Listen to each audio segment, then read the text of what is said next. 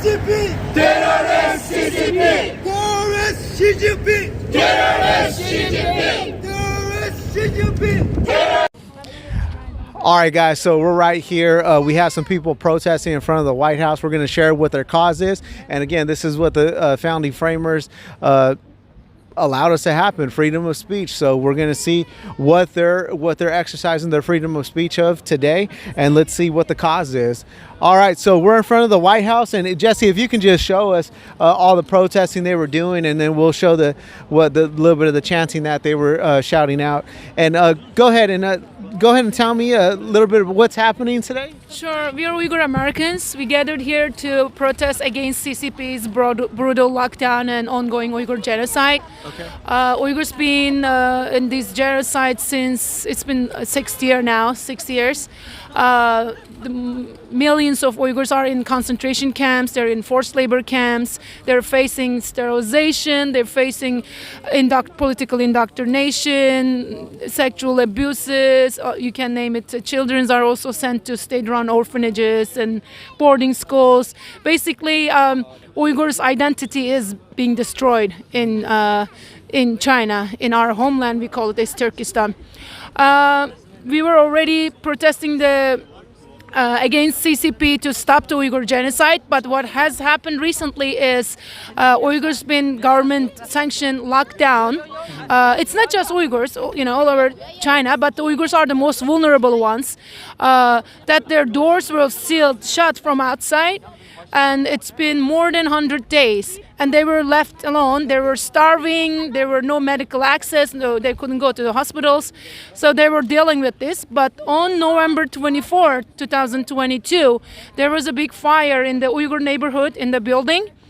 Many thousands of Uyghurs died, burned alive because their doors were shut. They couldn't escape.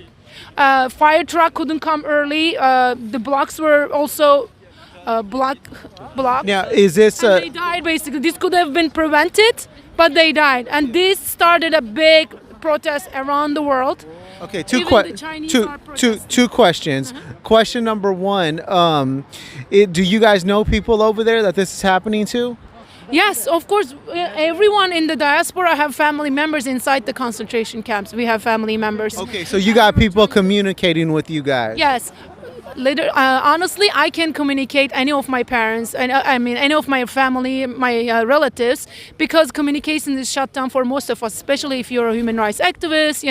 We cannot communicate. If we communicate, they will get in trouble, and they will be taken to the camps. They will be taken to the prisons. And what kind of country is that? It's inside China. We call it East Turkestan. Chinese call it Xinjiang, which is a new territory. We were occupied in 1949. Before that, we were independent. Okay, you said you guys were what kind of country? Communist country? Is that what you said earlier?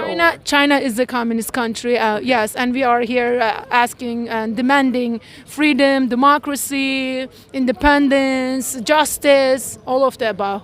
And where are we at right now?